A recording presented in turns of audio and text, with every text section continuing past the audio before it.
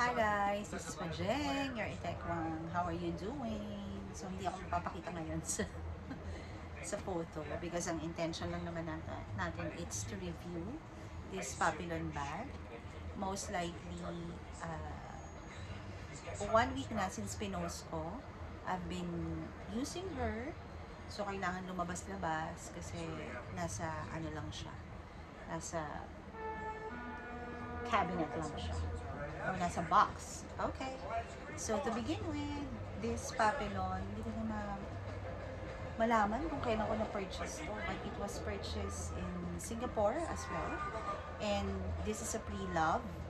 I don't know if nag-exist pa sa store yung ganitong Papillon. Pero I think Japan still have this kind of bags na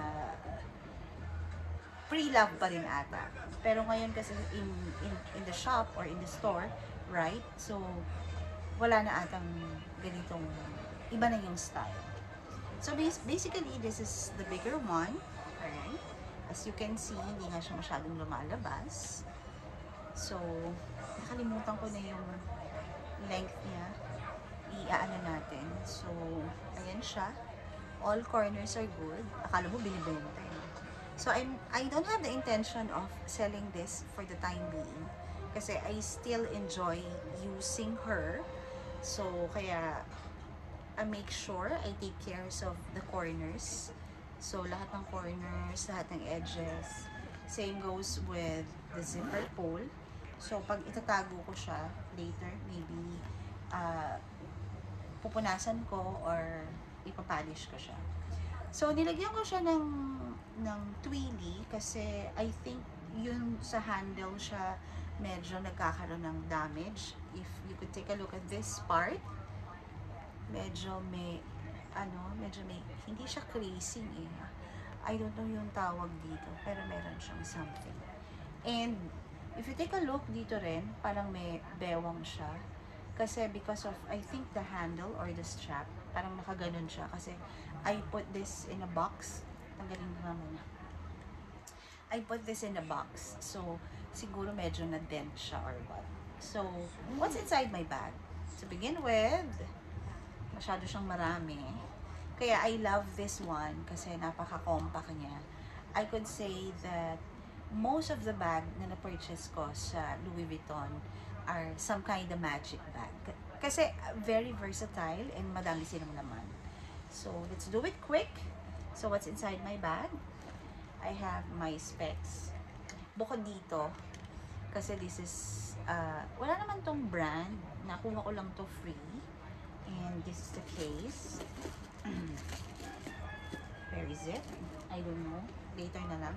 So, I have this spec. This is my grado kasi.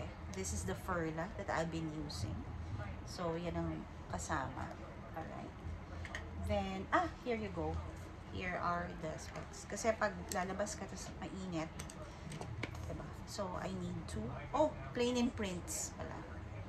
So, I do have my Celine wallet, but this is Celine Philippines. So, iba yung logo niya.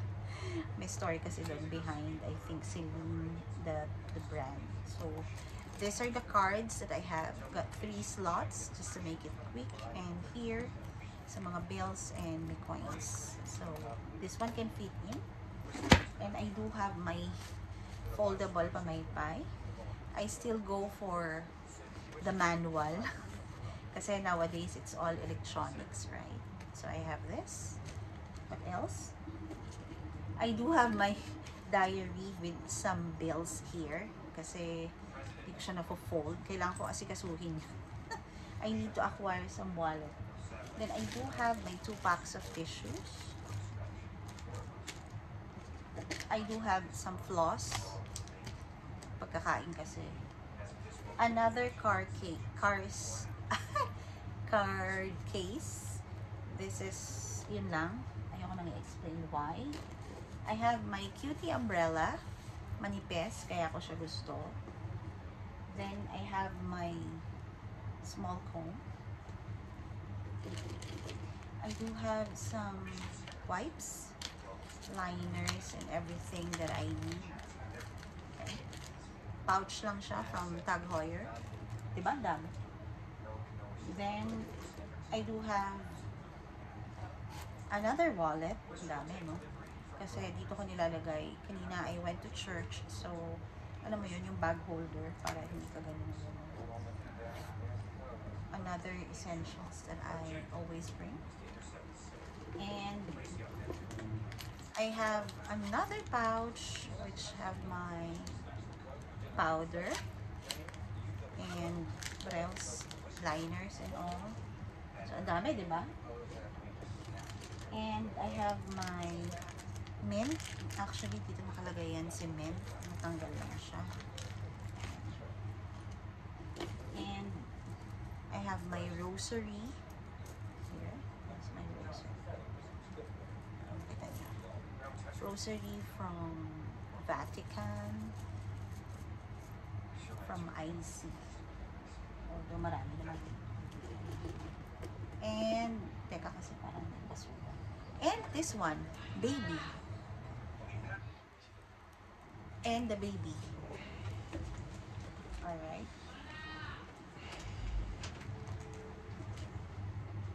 So, may silica gel. So, ayun siya. So many things that you can fit into this bag. Alright? Kaya ayoko siyang i-let go kasi napaka-versatile niya. Kasi, alam mo yun, may 3 silica gel. So, I'll make it quick. Paano ko siya ina-assemble or paano ko siya nilalagay. Kaya I love this bag. Kaya, for the time being, siguro hindi ko siya i-let go. Okay?